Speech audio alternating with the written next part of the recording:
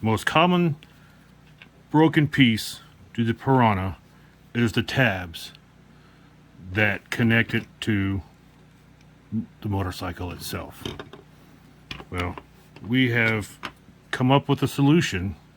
It's a flexible piece, durable, and best yet, it just slips right over your current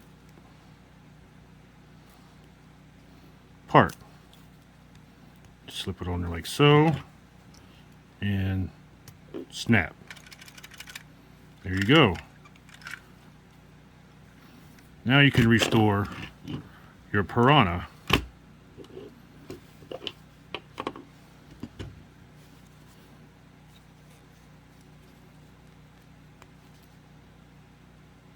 it's even removable.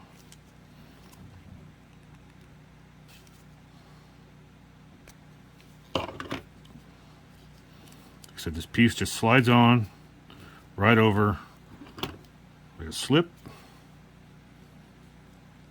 nice and snug so it doesn't come off. Just push it right on like so, nice and snug.